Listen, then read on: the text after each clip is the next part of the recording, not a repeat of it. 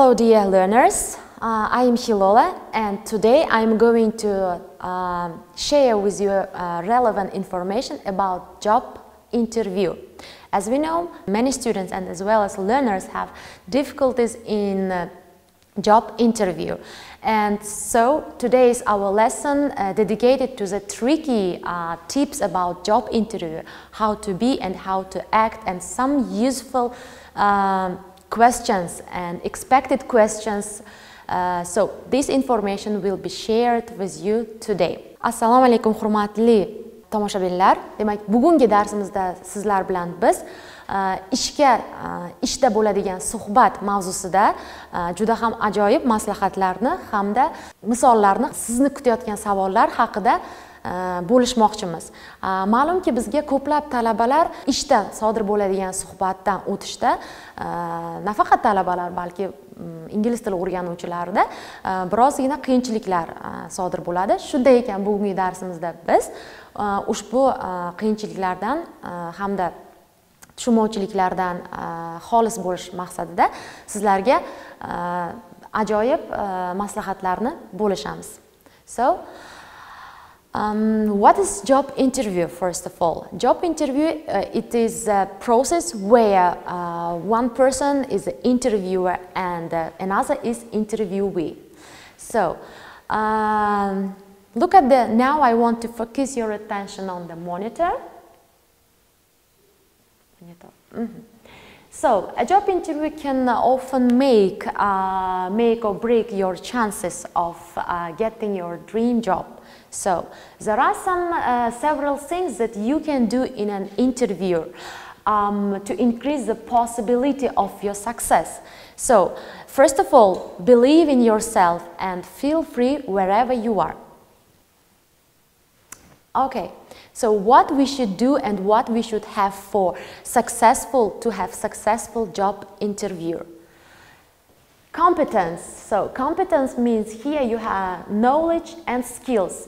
Skills, so language, computer skills. Of course, every person while going to interview have to have this important skills. So language skills and computer skills are too important for you to overcome any questions. So confidence, of course, body language, attire, grooming, facial expressions, and hygiene. So body language is important. So body language means like when you are talking, so use body language. And attire, it's like having a good speech and facial expressions. Always smiling, be positive. And of course, hygiene. So hygiene, it means our look. So it means our look and appearance, of course. Demak, ishga intervyuga chaqirilganda, albatta har bitta odam quyidagi narsalarni yodda tutishi kerak hamda o'z o'rganib olishlari kerak bo'ladi. Demak, bilim hamda ko'nikma. Bilim, albatta bilim o'z nomi bilan ma'lumki, ya'ni ma'lum bir sohaga intervyuga borganda sizning bilimingiz juda ham muhim ahamiyatga ega bo'ladi. Skills, language, computer deb aytilgan, ya'ni til ko'nikmangiz va albatta kompyuter ko'nikmalariga ega bo'lishingiz juda ham zarurdir.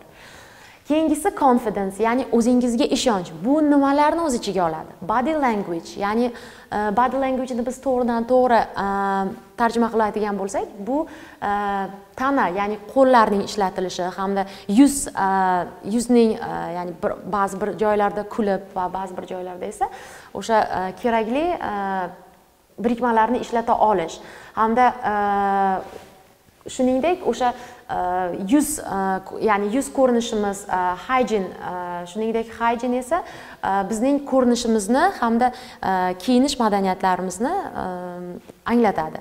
So, expected question in interview. In every interview, you are expected to be asked by the interviewer the following questions. So, be ready and pay attention to the following questions while Tell us about your previous job and responsibility. Of course, you as an interviewee, you have to be ready for this question. So you perfectly have to know your job and responsibilities, what you can do, what you can work out, and etc. So why do you want to work with us? So this question is urgent to be asked. Because every company's manager will ask you about the aim of you, why you want to work with this company exactly. And what are your strengths and weaknesses? So as we know, every person has strengths and weak sides. You have to know and perfectly can be able to understand your strengths and the weak sides. And this next question, do you have experience as a... So this question means like, of course, the experience is the urgent thing to be asked by the interviewer, because you are as an interviewer, you have to know about your all experience and so skills, let's say. So tell us about your future and the goals. Yes, this question is about your goals. What goals have you reached up to now? I mean, before coming to the interview or in the working places which you worked before.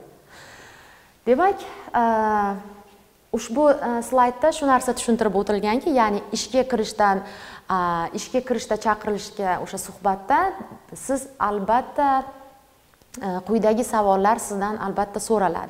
Ya'ni, birinchi savolga e'tiboringizni qaratishingizni so'rayman. Tell us about your previous job and responsibilities. Ya'ni, oldingi ish joyingiz haqida ma'lumot bera olishingiz hamda qanday mas'uliyatlar sizning bo'yningizda bo'lganligi haqida.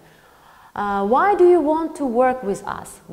Siz nega biz bilan ishlamoqchisiz kabi savollar albatta so'ralishi kutiladi sizlardan. Shuningdek, uchinchi savolga qaratadigan bo'lsak, what are your strengths and weakness? Sizning kuchli hamda kuchsiz tomoningiz. Albatta biz bilamiz, har bitta inson o'zining kuchli hamda kuchsiz taraflari bo'ladi. Siz bu taraflaringizni bilib, uni yashirmaganingiz, ya'ni ayniqsa kuchsiz tarafingizni yashirmasligingiz tavsiya etiladi. Albatta, oldingi ish tajribangiz haqida so'ralishi bu ehtimoli katta. Ya'ni, do you have experience as a bu yerda o'sha xohlagan, masalan, do you have experience as a bookkeeper, masalan. Ya'ni, hisobchi sifatida sizning tajribangiz bormi deb masalan so'ralishi mumkin bo'ladi va albatta sizni erishgan yutuqlaringiz haqida oxirgi o'sha savol bu sizning erishgan yutuqlaringiz haqida so'raladi. Ya'ni tell us about your future goals. Ya'ni bu sizning yutuqlaringiz. Albatta siz yutuqlaringiz haqida bemalol gapirib bera olishingiz mumkin bo'ladi. And another main point is a briefcase containing, of course, what you should take with you before going to a job interview. Pen and notepad, so unfolded copy of resume and CV.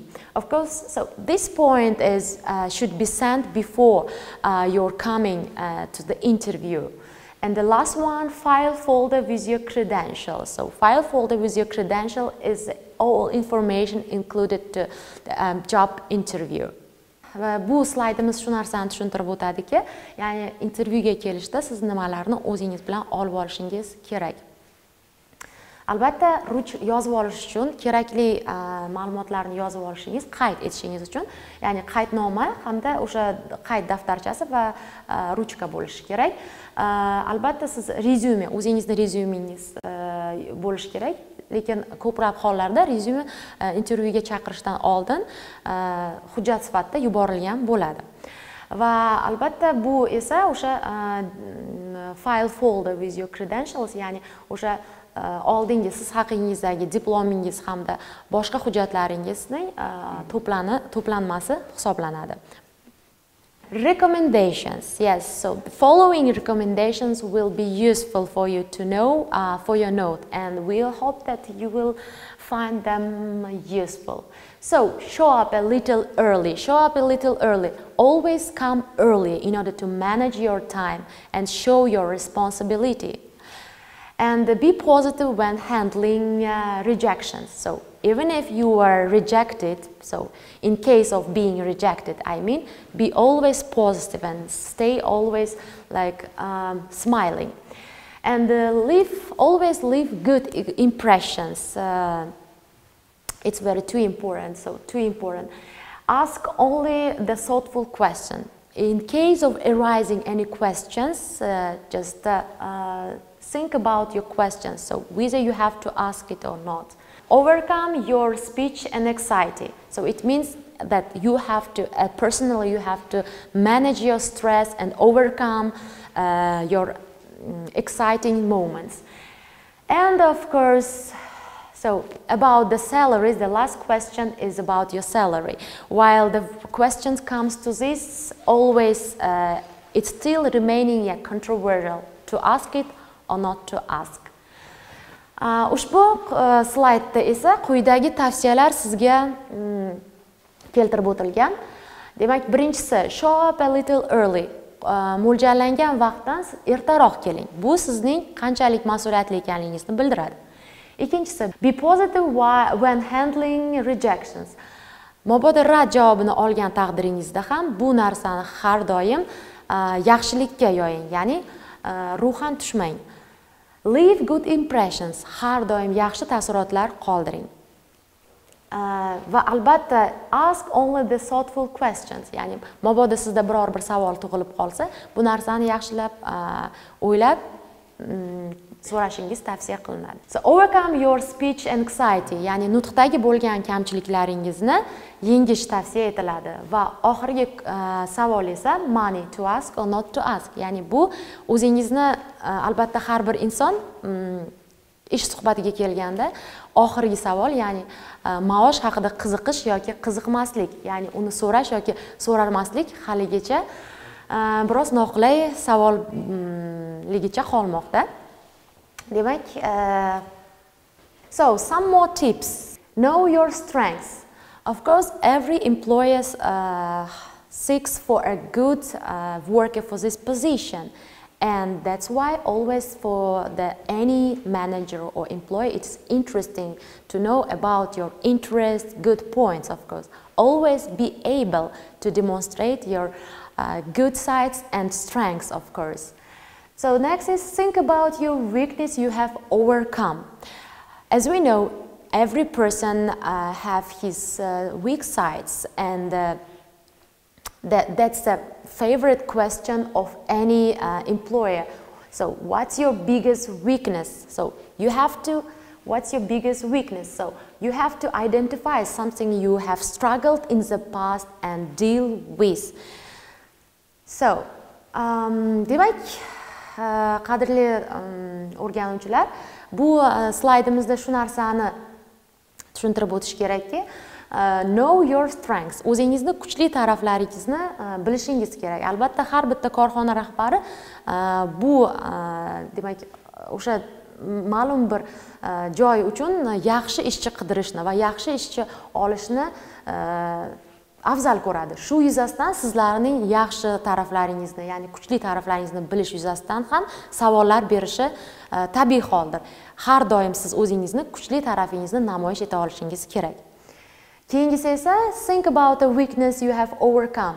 Ya'ni siz kuchsiz tarafingiz haqida savol so'radi, ya'ni kuchsiz tarafingizni yengganligingiz haqida o'ylang va uni albatta siz aytib bering. Ya'ni har bitta jamoa rahbarining eng sevimli savoli bu what's your biggest weakness? Sizning eng kuchsiz tarafingiz nima yoki eng katta kuchsiz tarafingiz nima deb savol berishi tabiiy hol bo'ladi. Siz albatta o'tmishingizda o'zingizni kuchsiz hamda muammoli yechimlarni yechganingizni eslab, buni qanday yengganingizni har doim yodda tutishingiz maqsadga muvofiq bo'ladi. Demak, Note and always remember these tips before going to job interview, and we hope that these tips will be useful for you in the future. So thank you for watching us, and for more materials about our classes, so visit our official page. Stay home and learn English with us. Demak, qadrli tomoshabinlar, bu maslahatlarni siz foydali deb bilasiz deb umid qilamiz va albatta bizning materiallarimizdan foydalanish uchun saytimizga tashrif buyurishingiz mumkin bo'ladi. Uyda qoling va ingliz tilini biz bilan o'rganing.